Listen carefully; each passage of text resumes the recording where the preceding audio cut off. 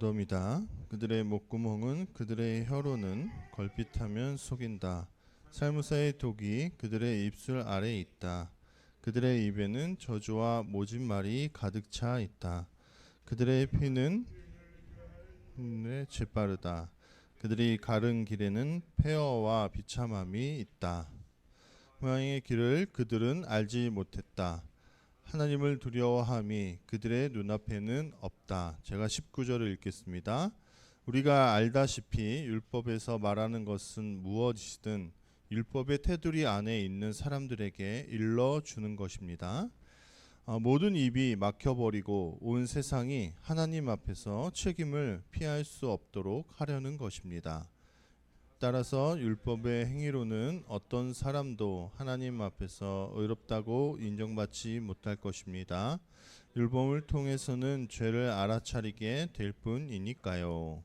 아멘. 오늘은 로마서 3장 9절에서 20절까지 말씀으로 계몽되셨습니까? 라는 제목으로 말씀을 나눠보려고 합니다. 사실은 이 계몽되었습니까? 이 말은 요즘 좀 약간 위험한 말입니다. 왜냐하면 때 아니게 유행하고 있는 말이기는 하지만 조금은 찬반이 갈리는, 그러니까 호불호가 갈리는 말이기 때문입니다. 왜냐하면 이것은 헌법재판소의 그 대통령 그 탄핵 심판에서 최후 변론에서 나온 말이에요. 대통령 측에 있는 한 변호사가 했던 말이기 때문에 그쪽의 입장을 따르지 않는 사람들에게는 되게 약간 조롱거리나 비난하는 거리가 되는 그런 말이었기 때문에 그렇습니다. 너무 강렬한 단어, 그리고 그 상황에서 약간 그런 단어를 쓸 수 있었나 하는 약간 신선함과 또 약간 잔잔한 충격도 되는 약간 양가 감정의 그런 단어가 되어버렸습니다. 그러면서 유튜버들이나 혹은 인터넷 커뮤니티에 나오는 그런 곳에서 이 계몽이라는 말을 아주 쉽게 사용하는 것을 볼 수 있다고 합니다. 저는 찾아보지 않았으니까요. 그러면 우리는 알아봐야 되죠. 도대체 그 계몽이라는 말이 뭘까? 계몽이라는 말은요, 이렇게 제가 그 순서지에 정리해놨는데, 계몽은 어둠의 빛을 비추어 밝고 현명하게 하는 일이라고 정의를 내립니다. 왜냐하면 이 계몽이라는 말을 뜻하는 뉴미에르라는 말이 프랑스어인데요. 이 말은 빛이라는 뜻입니다. 그러니까 계몽은 빛으로 나오게끔 만드는 거예요. 계몽주의는 참 어떤 저희가 대표적으로 아는 칸트 같은 그런 게 있죠. 대충은 들어본 거죠. 막 깊이 알지는 못해도.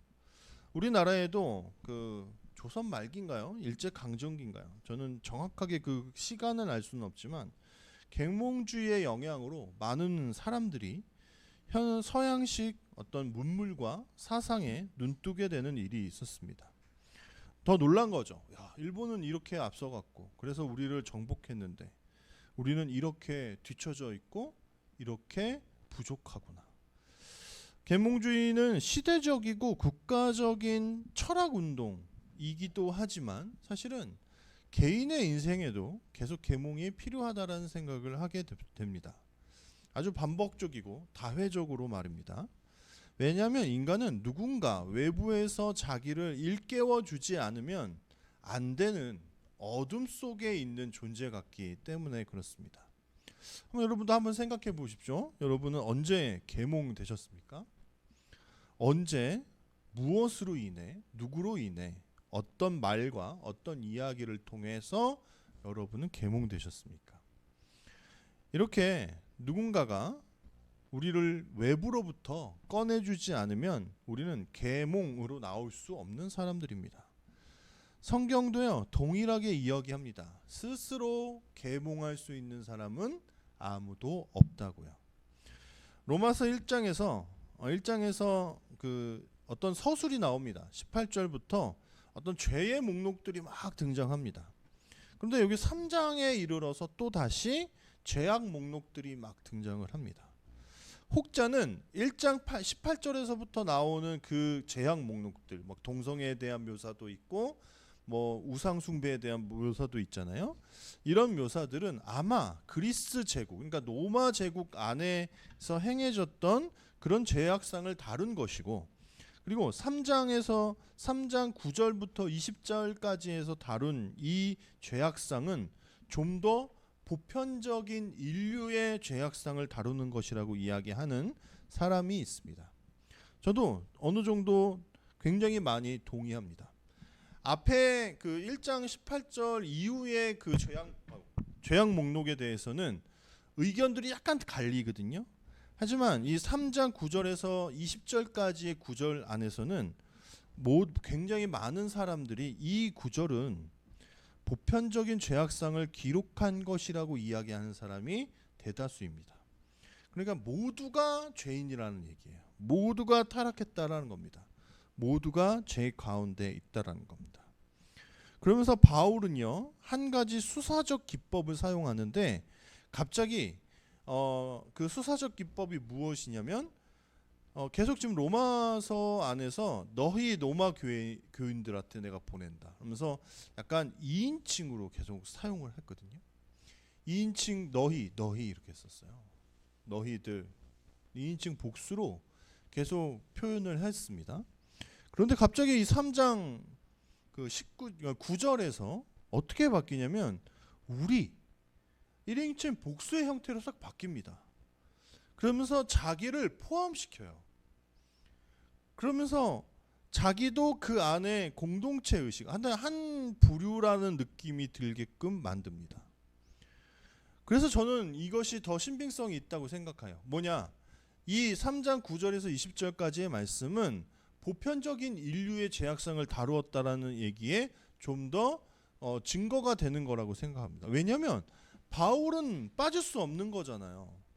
이 보편적으로 모든 인류가 하나님 앞에 죄악에 빠져 있고 타락을 한 것이라고 묘사를 한다면 바울은 빠질 수 없지 않습니까? 바울도 당연히 그 속에 들어가야 되지 않습니까? 바울은 지금 뭐 이미 계몽됐기 때문에 이미 은혜 받고 이미 하나님을 깊이 믿는, 깊이 따르고 있는 사람이기 때문에 죄인이 아닌 겁니까? 아니에요. 그렇지 않다라는 거야.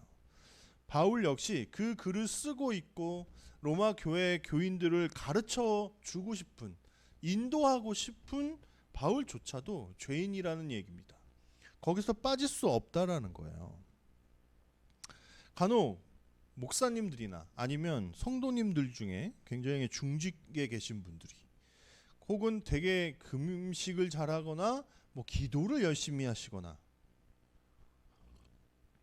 그런 분들이 청년 혹은 신앙생활을 얼마 하지 않은 분들, 아니면 자기보다 직급이라는 말도 이상하지만 뭐 아래 단계에 계신 그 직분의 분들한테 자기는 전혀 흔들림이 없는 신앙생활을 하고 있는데 너희들은 잘못하고 있어 라든가, 자기는 굉장히 도덕적이고 윤리적인 그 위치에서 위에 있고 여러분들은 아래에 있어요 라는 식으로 묘사할 때가 있습니다.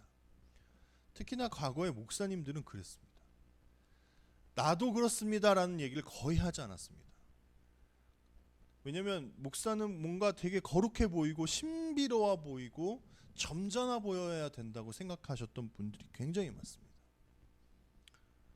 더 위에 있고 죄인이 아니다라는 생각은 틀린 생각입니다. 그분들도 똑같이 넘어질 수 있고 죄악과 늘 싸우는 구도자입니다. 그래서 결국은 신처럼 보였고 하나님 다음, 예수님 다음, 뭐 하여튼 삼위일체 하나님 다음으로 되게 중요하고 거룩한 분인 것처럼 생각되어졌던 한국 교회에 어떤 점점점 균열이 가기 시작했던 것은, 그렇게 신앙에 있어서 위에 있는 것처럼 보였던 분들이 교회에서 많은 실수들을 저지르는 것들을 보면서 그들도 똑같은 인간이구나 하는 사람들 안에 그 심어져 있던 가스라이팅이 점점점 무너지기 시작했다라는 겁니다. 제가 보니까 바울은 아예 처음부터 그런 가스라이팅을 하거나 해서는 안 된다라고 생각했던 것 같습니다. 딱 자기도 계속해서 너희 노마 교회는 이렇게 표현하다가 죄악상을 다루는 그 부분이 시작되는 바로 시점에 어떻게 합니까?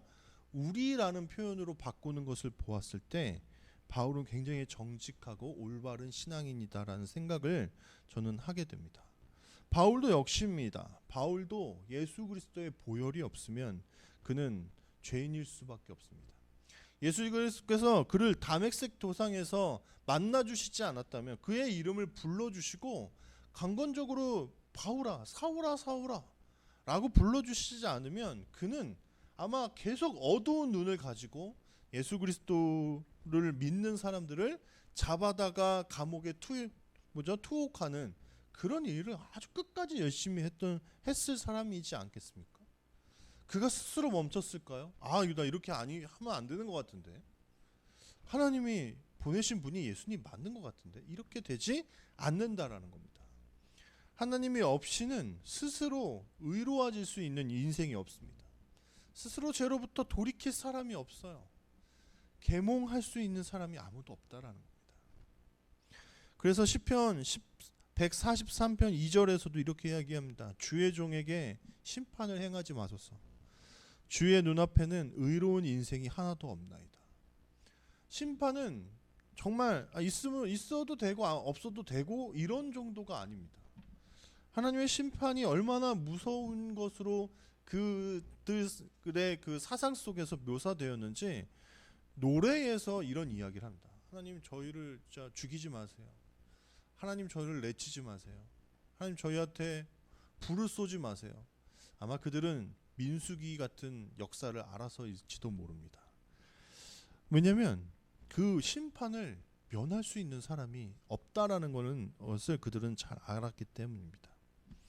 이런 신앙의 행태는 죄악성을 다루면서 자신을 빼고 성도들만 너희라고 지칭하는 것은 올바른 신학이 아니다라는 말을 내포하고 있습니다.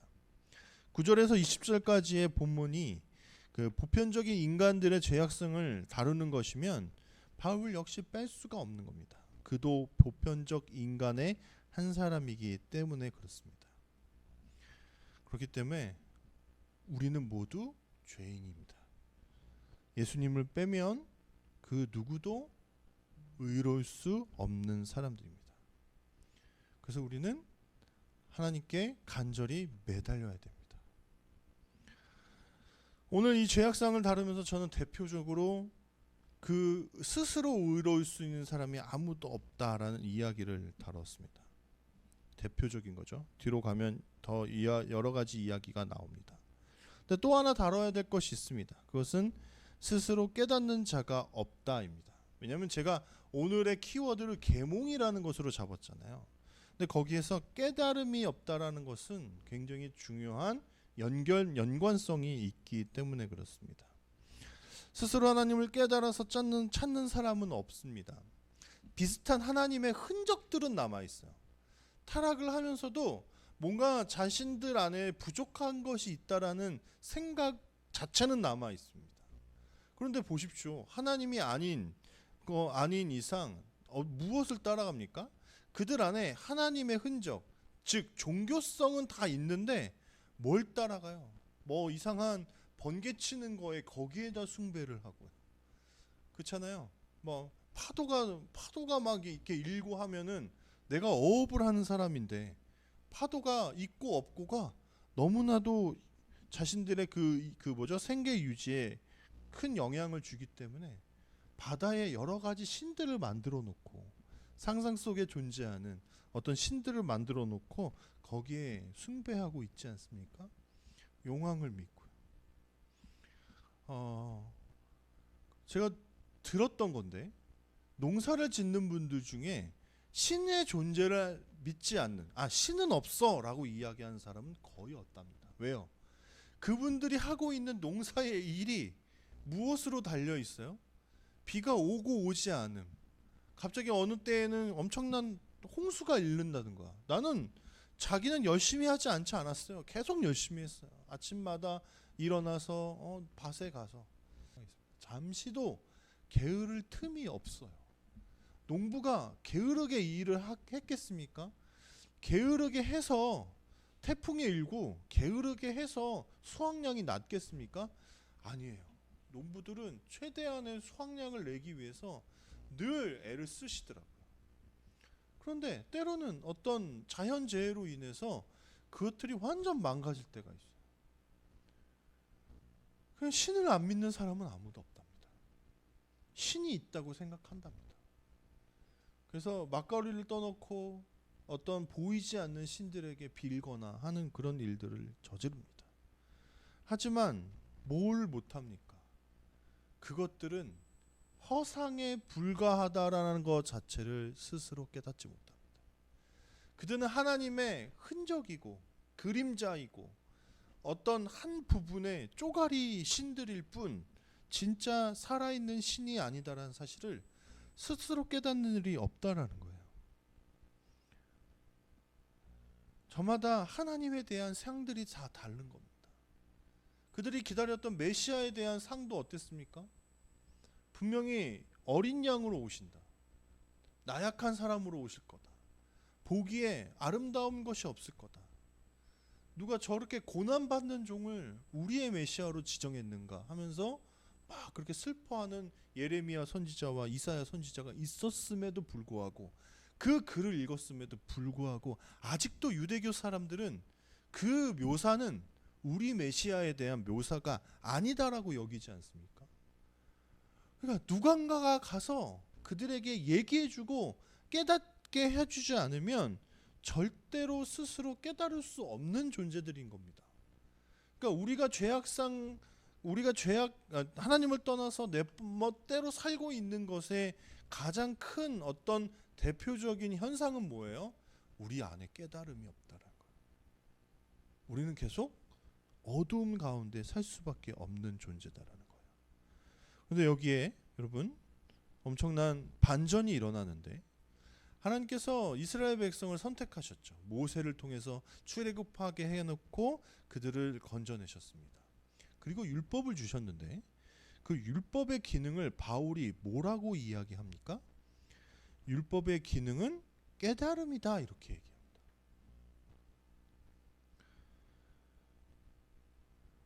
20절인가요?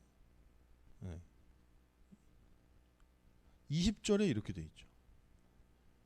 율법을 통해서는, 여러분 눈으로 보시면 됩니다. 율법을 통해서는 죄를 알아차리게 될 뿐이니까요. 개역 개정에서는 죄를 깨달을 뿐이니라 이렇게 돼 있습니다. 율법의 기능을 바울을 통해서 우리는 드디어 알게 됩니다. 율법을 통해서 하나님께서는 구원을 하려고 하는 목적으로 쓰신 것이 아니라 이미 구원받은 백성들이 율법을 통해서 그것을 지키냐 지키지 못하느냐를 어떤 그것에 따라 자신들이 지금 죄 가운데 있는지 아닌지를 깨달을 용도로 하나님께서 이스라엘 백성들에게 주신 겁니다.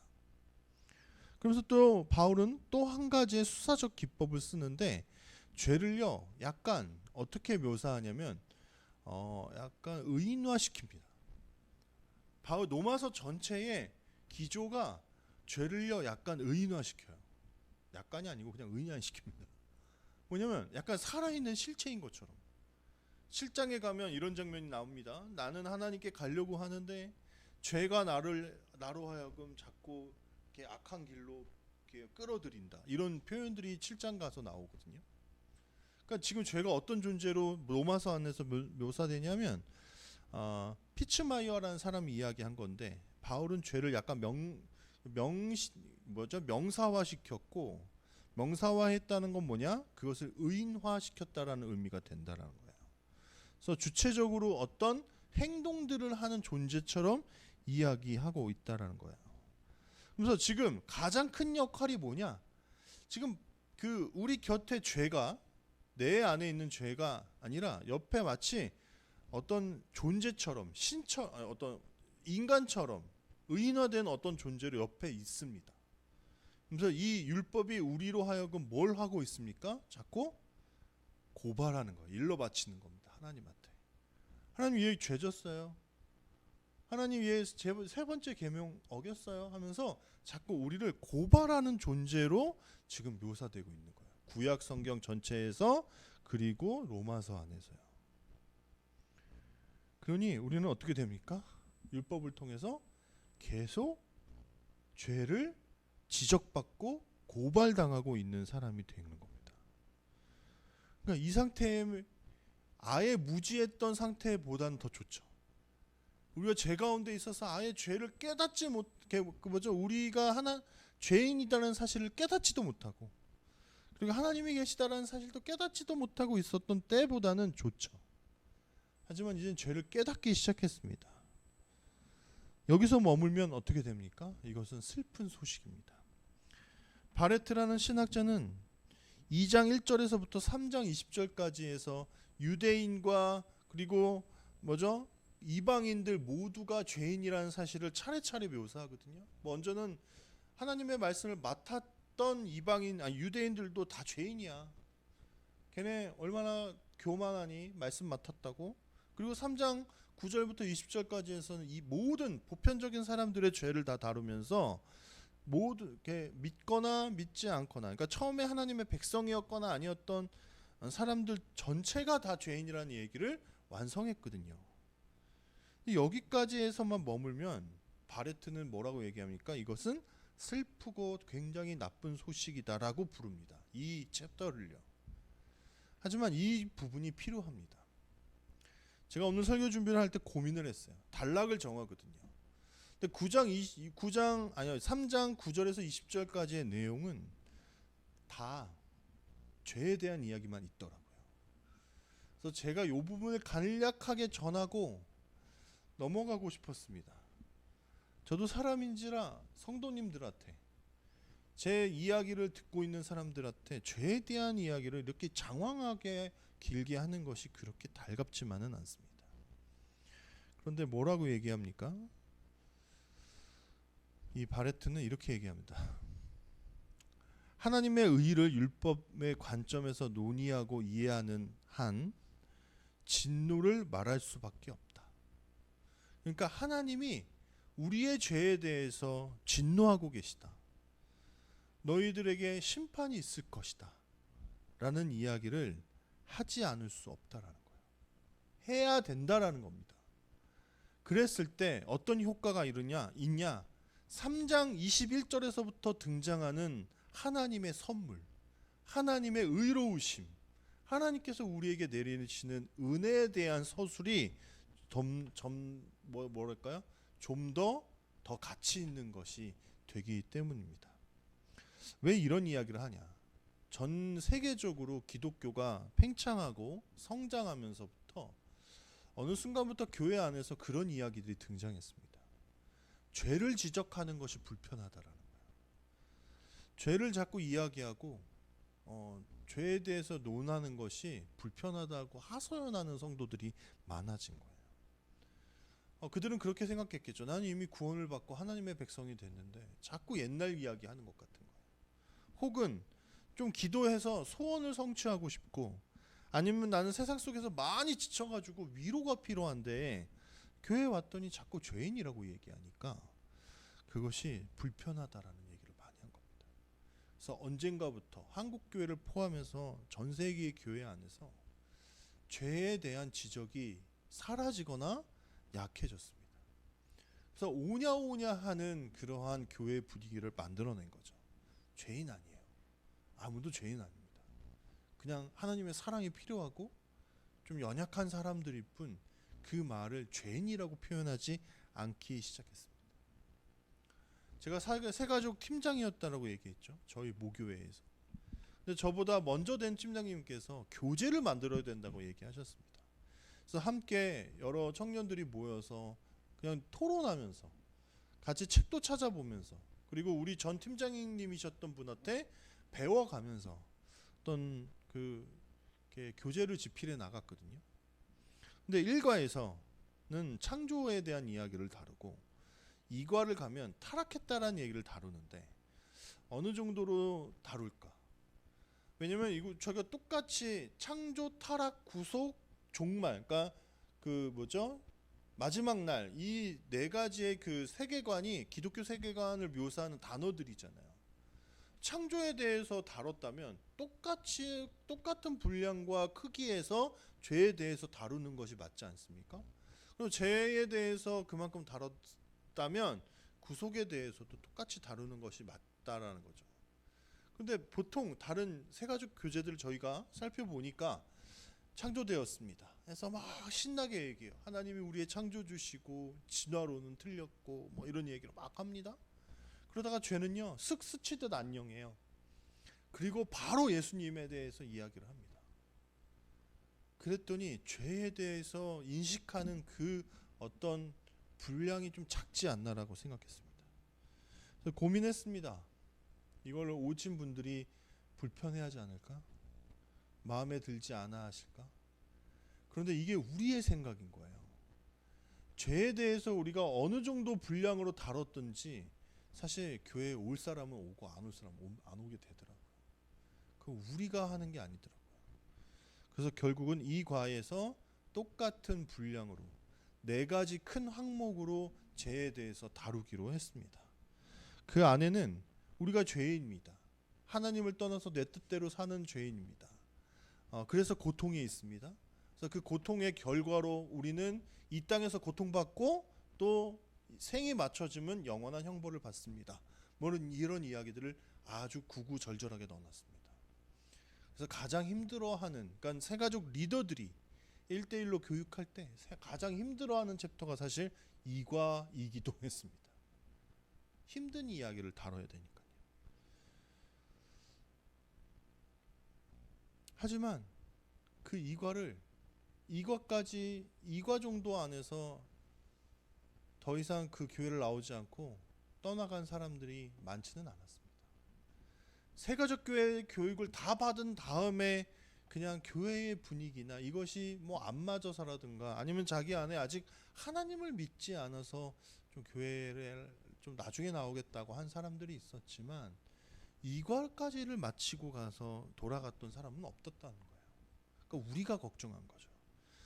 죄에 대해서 이야기하면 그것이 불편해서 신앙생활을 하지 않거나 그렇게 되진 않을까? 우리의 생각으로 한 겁니다. 죄에 대해서 제대로 이야기해야 했던 겁니다. 저희는요. 그렇게 죄에 대해서 조목조목 잘 이야기했을 때 3과 4과에서 나오는 예수 그리스도에 대한 이야기와 믿음으로 구원을 받는다는 이야기가 더 같이 있어졌기 때문에 그렇습니다. 성철 스님이라는 분이 있습니다. 이분은 마지막 인생을 마치기 직전에 이런 이야기를 남기시고 가셨습니다. 나는 아비귀환의 지옥으로 간다. 이 말이 굉장히 그 불교계와 그리고 또 성철 스님을 개인적으로 좋아하는 여러 종교계 그리고 사람들에게 적지 않은 충격이 되었다고 합니다. 왜냐하면 그분은 평생 동안 금욕했던 분이시지 않습니까?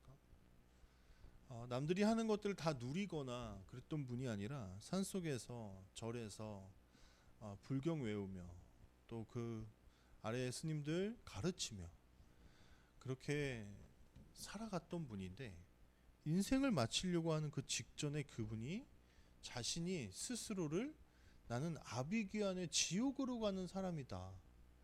그러니까 왜 이 말을 남기셨을까요? 아무리 내 안에 욕심을 덜어내고 하려고 해도 무아로 들어가려고 해도 그렇게 되지가 않는 겁니다. 자꾸 자기 안에 자기가 살아나고요. 자기 안에 가지는 욕망들이 존재한다는 뿌리 뽑아지지 않는다라는 사실을 깨달아 버린 겁니다. 그래서 스스로 자기는 지옥으로 가는 존재다라는 것을 깨달았고 그 말을 남기시고 가버려졌습니다. 스스로 아주 평생 동안 자기를 갈고 닦고 연구하고 생각하고 묵상하고 해서 자기가 지옥으로 갈 존재다라는 걸 깨달은 사람도 있는 듯합니다. 하지만 진정한 계몽에 이르지는 못한 것이 너무나 아쉽습니다. 그분은 우리는 꼭 지옥에 가야 되는 사람이 존재들이 아니라 자신만의 어떤 성찰, 자신 스스로 하려는 어떤 고행 이런 것들을 내려놓고 예수 그리스도를 믿고 의지하면 영원한 빛의 나라, 하나님의 나라에 이룰 수 있다는 사실을 몰랐기 때문에 너무나 아쉽습니다. 아무도 없습니다. 스스로 계몽할 수 있는 사람들은요. 아무도 없습니다. 자기를 스스로의 죄악의 구렁텅이에서 끌어낼 수 있는 사람은 아무도 없습니다. 하나님을 믿었거나 믿지 않았거나 우리는 계속 또 죄의 유혹에, 죄의 늪에 빠질 가능성이 있는 사람들입니다. 천국에 가는 날, 하나님처럼 우리도 죄에 대해서 완전해지는 그날까지 우리는 계속 싸우고 투쟁해야 합니다. 그래서 우리는 잊지 않아야 되는 겁니다. 우리가 죄인이라는 사실을요. 그리고 우리는 잊지 않아야 됩니다. 우리 스스로는 우리 스스로를 계몽할 수 없다라는 사실을요. 우리 밖에서 영원히 우리를 기다려 주시고 우리 밖에서 우리에게 계속 따뜻한 음성을 건네 주시는 예수 그리스도 밖에는 우리를 계몽시켜 줄 사람이 없다라는 것을 여러분, 저와 여러분이 늘 기억했으면 좋겠습니다. 이 말을 하고 마칠까 합니다. 저는 어제 우리 교회 라면 나눔에 오시는 분한테 처음으로 예수 그리스도에 대한 이야기를 했습니다. 그분이 왔어, 이게 아니라 드디어 결신자가 있어, 이거면 너무나 기쁠 텐데 그랬던 건 아니고 계속 인생에 대해서 물으시는 분입니다. 자기 안에 뭔가 흥결이 있고 뭔가 마음에 안 들면 자꾸 일을 그만두시더라고요. 근데 요즘은 좀 친구 같아졌습니다. 약간 편해졌습니다.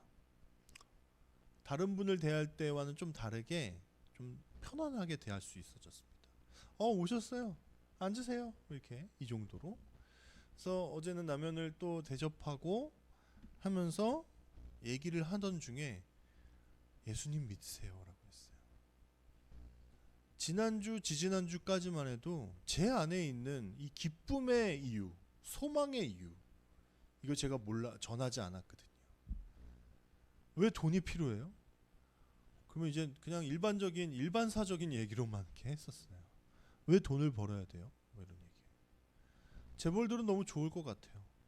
재벌들이라고 좋을까요? 뭐 이렇게 그런 얘기들만 얘기했거든요. 그래서 비로소 어제 제 안에 있는 기쁨의 근원, 진짜 뭣도 없는데 이런 거 하고 있는 것에 대한 이유를 그분한테 소개했습니다. 하나님 때문이라고. 하나님 때문에 나는 내 인생이 조금 궁핍해도, 가난해도, 재정이 없어도, 몸이 좀 피곤해도 그래도 살아갈 수 있노라고 이야기했습니다. 하나님이 소망이라고, 하나님이 우리의 구원자시라고 아주 살짝 열어 그분에게 소개했습니다. 저는 그분이 계몽되길 원합니다. 어둠 가운데서 나와서 하나님을 만나길 원합니다.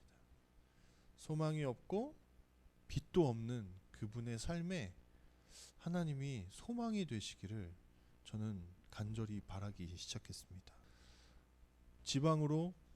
지방의 공장에 취직하러 갈까 이런 생각도 하고 있더라고요. 그래서 제가 그분을 배웅할 때 그렇게 얘기했습니다. 지방에 가시지 마시라고. 왜냐? 제가 라면을 못 끓여 드리잖아요. 그러니까 못 만나잖아요. 제가 이 동네에서 이렇게 만났는데, 또 그분은 심지어 오정동에서 사세요. 오토바이 타고 오신대요. 그러니까 아주 동네 분도 아니죠, 사실은. 그래서 그분을 위해서 이제 기도를 진짜 해야겠다라는 생각을 하였습니다. 이것이 선교적 교회가 생각하고 있는 전도인지는 잘 모르겠습니다. 선교적 교회는 현장으로 가야 됩니다. 그리고 특히나 어린아이들에 대한 전도를 생각할 때 뭘 해야 될지 더 모르겠습니다. 왜냐하면 제가 가진 선교적 교회의 생각 안에서 그것들이 그 아이들에게 필요한 것들을 찾아주고 그 아이들에게 제가 친밀해질 수 있을 때까지는 더 어렵고 더 힘든 시간이 걸리기 때문입니다. 그래서 때로는 크리스텐덤의 교회들이 하고 있는 어떤 끌어들이기식 방법을 해야 될 수도 있습니다. 그걸 아주 포기할 수는 없는 겁니다. 물질로 꼬시고 어떤 시스템과 어떤 뭔가 갖춰진 것들로 그들한테 이야기할 수밖에 없을 수도 있습니다. 하지만 그럼에도 불구하고 좀 우리가 어린 아이들, 청소년들을 전도할 수 있는 그런 기회들이 열렸으면 좋겠습니다. 저희 아내가 저한테 이 동네에서 청소년들을 대상으로 멘토링하는 그런 프로그램이 있다라는 그 포스터를 찍어서 보내줬습니다. 그래서 전화해볼까 해요. 그래서 기회가 있다면 일주일에 한 번씩 만나는 그런 일도 할 수 있다고 생각합니다. 그래서 아내가 이렇게 찍어서 보내줬는데 그런 일도 저도 생각했던 일이고 그런 기관들과 연결돼서 제가 선한 영향력들을 실행할 수 있으면 좋겠다고 했습니다. 그래서 이런 모든 것들 점점 더 우리가 하나님의 도를 전하는 그 일이 점점 더 많아지기를 여러분 계속 기도해 주셨으면 좋겠습니다. 우리 함께 기도하죠.